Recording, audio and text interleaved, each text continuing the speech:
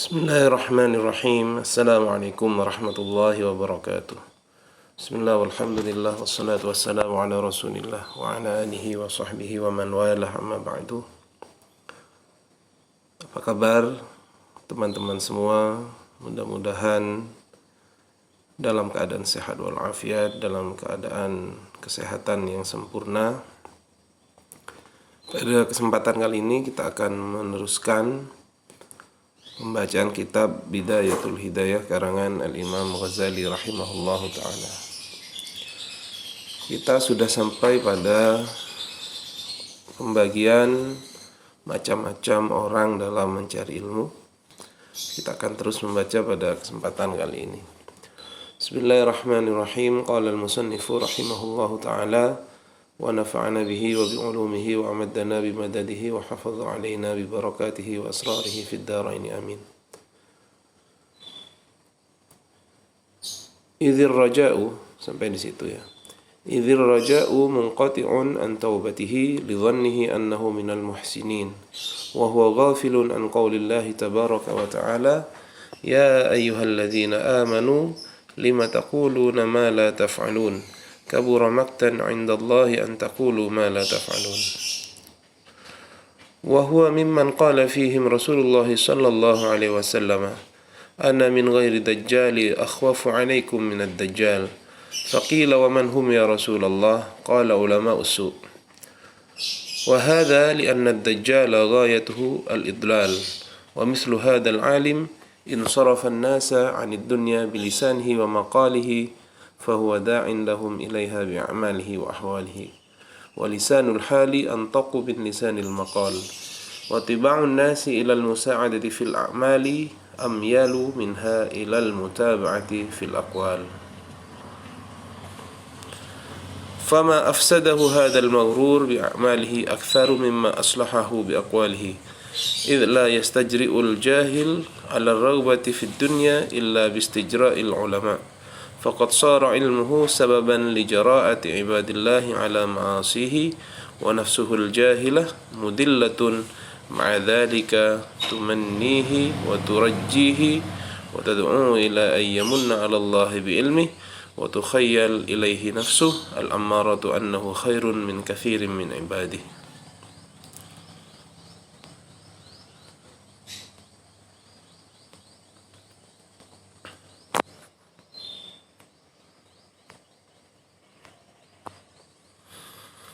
Baik, kelompok yang ketiga adalah kelompok al-halikin atau yang disebut dengan al-hamqa al-maghrurin. Orang yang halik, orang yang celaka dan termasuk orang-orang yang bodoh dan tertipu. Karena mereka merasa mempunyai manzilah di sisi Allah Subhanahu wa taala padahal pada kenyataannya mereka tidaklah demikian. Kenapa? Orang yang seperti itu disebut orang yang maghrur, orang yang celaka dan orang yang bodoh. Karena ar-raja' munqati'un an taubatihi, karena pengharapan untuk taubat itu terputus dari mereka. Kenapa? Li dhannihi annahu minal muhsinin, karena mereka golongan ketiga ini merasa mereka adalah golongan orang-orang yang baik. Dan dia melupakan firman Allah Subhanahu wa taala, ya ayyuhalladzina amanu lima taqulu ma taf'alun. Wahai orang-orang yang beriman, kenapa engkau mengatakan sesuatu yang tidak engkau kerjakan? Kabura maktan indallahi an taqulu ma la taf'alun. Kabura sangat besar, maktan dibencinya indallah di sisi Allah, an taqulu ma la taf'alun, engkau mengatakan apa yang engkau tidak perbuat. Wa huwa mimman qala fihim Rasulullah sallallahu alaihi wasallam ana min ghairi dajjal akhwafu alaikum min ad-dajjal. Dan ini termasuk orang-orang yang dijelaskan oleh Rasulullah dalam hadisnya, ana min ghairi dajjal akhwafu alaikum min ad-dajjal.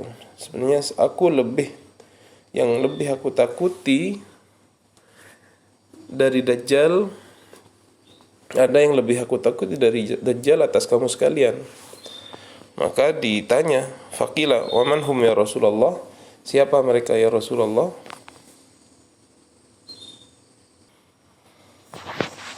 Qala ulama'us su'. Rasulullah berkata, siapa mereka?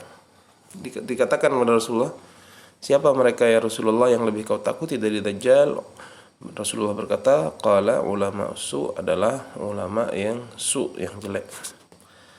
Jadi ulama su ini sudah kita jelaskan kemarin ya. Jadi secara pakaian mungkin atau secara kata-kata, dari kata-kata mereka seakan-akan mereka adalah ulama. Tetapi dikarenakan batin mereka tidak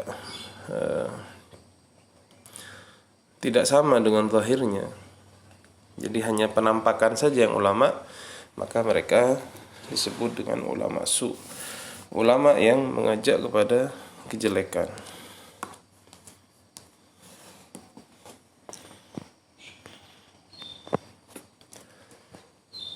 Kenapa? Karena sesungguhnya Dajjal itu, kenapa lebih ditakuti ulama su ini dari Rasulullah daripada Dajjal? Kenapa? Karena Dajjal itu jelasnya sudah tugasnya jelas, al-idlal, dia ingin membuat manusia menjadi tersesat. Jelas, Dajjal itu jelas ingin tujuannya manusia tersesat, tidak menyembah Allah Subhanahu wa taala, menjadi kafir kepada Allah Subhanahu wa taala. Kemudian wa mislu hadzal alim insarafa an-nas anid dunya bilisanihi wa maqalihi. Tetapi orang alim yang semacam ini, yang masuk golongan ketiga ini, walaupun mereka memerintahkan manusia, menyuruh manusia untuk meninggalkan dunia dengan lisannya, fahuwa da'in lahum ilaiha bi'amalihi wa ahwalihi, tetapi mereka mengajak manusia untuk mencintai dunia dengan amalnya dan dengan keadaannya. Jadi ulama yang semacam ini seakan-akan menyuruh manusia untuk meninggalkan dunia, untuk tidak mencintai dunia, tetapi keadaan mereka, ahwal mereka, pekerjaan mereka itu menunjukkan mereka tidak seperti itu, mengajak manusia, malah sebaliknya mengajak manusia untuk mencintai dunia. Walisanul hal antaqu min lisanil maqal, dan lisanul hal keadaan itu antaqu ialah lebih fasih min lisanil maqal dari ucapan. Jadi uswatun hasanah itu di sini pentingnya. Jadi kita sebagai pendidik harus bisa mencontohkan kepada orang lain bahwasanya perilaku kita menunjukkan sesuatu yang baik. Akan menjadi sangat ironis misalkan ketika kita melarang seseorang untuk melakukan sesuatu, tetapi kita sendiri, keadaan kita sendiri, kita mengerjakan sesuatu yang kita larang tersebut. Ini berbahaya, karena orang itu cenderung untuk meniru keadaan. Nah, ini sebagai pendidik, keadaan zahir dan batinnya itu harus bisa menjadi teladan bagi orang lain. Dalam keluarga misalkan seorang ibu dan ayah harus bisa menjadi teladan dalam perbuatannya kepada anak-anaknya. Seorang guru, seorang ustadz harus bisa menjadi teladan dari perbuatannya itu di depan murid-muridnya. Makanya sampai dikatakan di pepatah kita orang Indonesia, guru kencing berdiri maka muridnya kencing berlari. Artinya murid itu meniru dari sifat-sifat gurunya, dari keadaan-keadaan yang dicontohkan gurunya, melebihi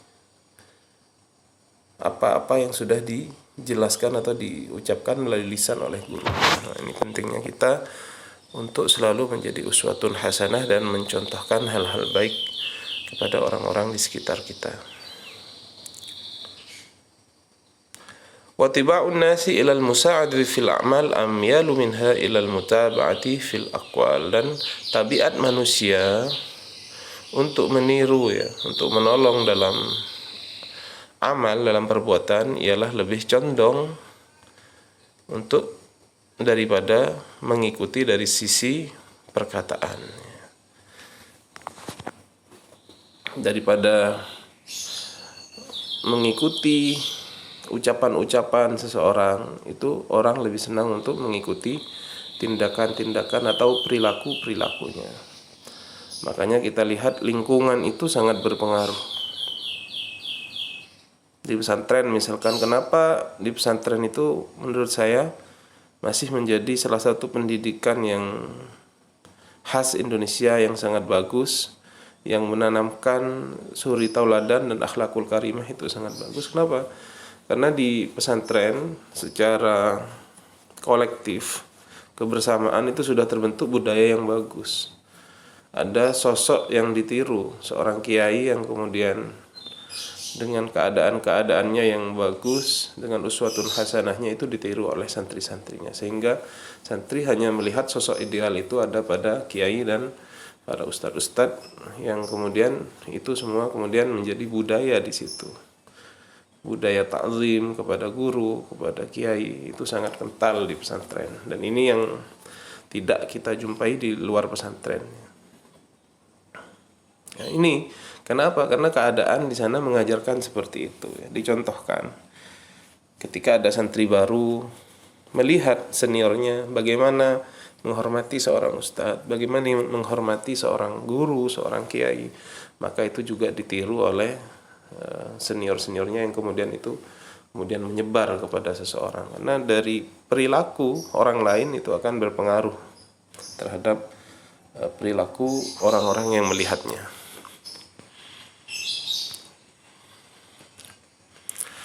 Fama afsadahu hadzal maghrur bi amalihi aktsaru mimma aslahahu bi aqwalihi. Dan apa yang sudah dirusak oleh orang yang tertipu ini bi amalihi, dengan amalnya, ialah lebih banyak daripada yang dia perbaiki dari perkataannya. Kalau kita mengajak orang untuk melakukan kebaikan dengan kata-kata, tetapi amal kita mengajak untuk kejelekan, maka apa yang kita contohkan itu lebih bersifat merusak daripada apa-apa yang kita ucapkan dari kata-kata yang baik itu.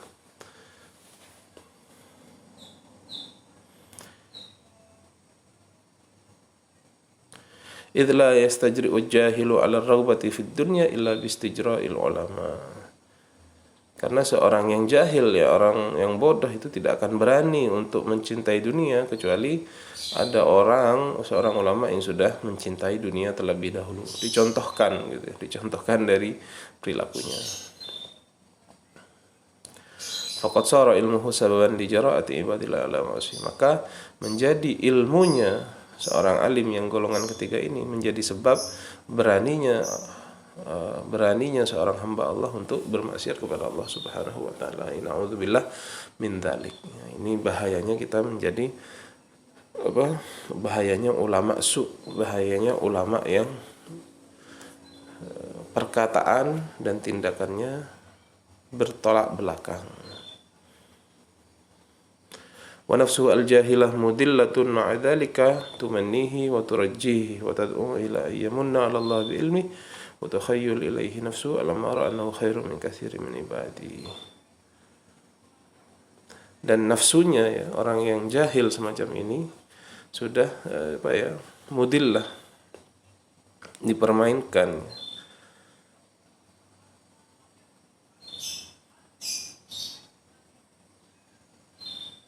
Dan nafsunya juga membuat dia merasa bahwasanya dia adalah orang yang baik di sisi Allah Subhanahu wa taala. Ya, dipermainkan oleh nafsunya. Ya.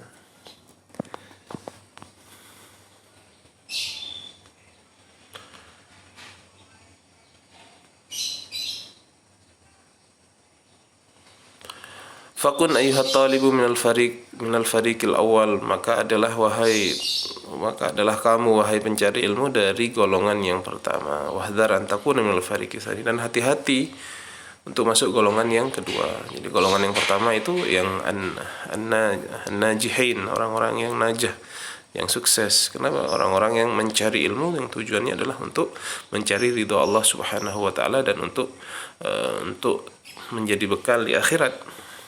Sedangkan golongan yang kedua adalah orang yang mencari ilmu yang digunakan untuk kepentingan dunia disertai pengetahuan bahwasanya hal itu adalah tidak baik. Artinya dia sedikit ada perasaan dalam hatinya bahwasanya hal yang dia lakukan tidak baik. Dan tidak bersegera untuk memperbaiki hal tersebut. Ini golongan kedua ya. Fakam min musawwifin ajalahul ajal qabla taubah fa khasira. Berapa banyak dari orang yang menunda-nunda didahului oleh ajalnya sebelum dia bertaubat, maka dia menjadi orang yang merugi. Jadi kelompok yang kedua ini adalah kelompok yang apabila bertaubat, apabila segera menambal kesalahan-kesalahannya, maka dia akan menjadi orang yang baik. Hatta ibu minadz-dzambi kaman la dzambalahu. Tapi dia musawwif, menunda-nunda. Maka ditakutkan sampai adanya ajal kita belum bertaubat, maka dia menjadi orang yang merugi. Fa iyyaka tsumma iyyaka an takuna minal fariqi tsalis, maka hati-hatilah kamu, menjauhilah kamu dari golongan yang ketiga, fatahlika, maka kamu akan celaka. Halakan la yurja ma'ahu falahuka, dengan kecelakaan, dengan celaka yang tidak diharapkan, falahuka, keselamatanmu, wala yuntadhar salahuka, dan tidak bisa ditunggu kebaikanmu. Jadi kelompok ketiga ini karena dia maghrur ya, merasa dekat dengan Allah, merasa mempunyai kedudukan di sisi Allah, padahal tidak demikian sama sekali, maka tidak bisa diharapkan keselamatan dan tidak bisa ditunggu kebaikan dari orang yang semacam ini. Jadi itu kita harus berhati-hati. Mudah-mudahan kita bisa masuk golongan yang pertama, yaitu mencari ilmu hanya untuk mencari ridho Allah dan sebagai bekal di akhirat nanti, dan mencari ilmu untuk mendapatkan hidayah dari Allah Subhanahu wa taala. Fa in qulta fama bidayatul hidayati liujarriba nafsi fiha. Apabila engkau mengatakan, apa kemudian bidayatul hidayah, agar aku bisa menguji nafsuku dengan bidayatul hidayah, maka dijawab oleh Imam Ghazali, fa'lam, maka ketahuilah, anna bidayataha zahiratut taqwa, sesungguhnya awal dari bidayatul hidayah itu adalah zahirnya takwa. Jadi bahasa kita kemarin adalah ilmu syariat dan tariqah.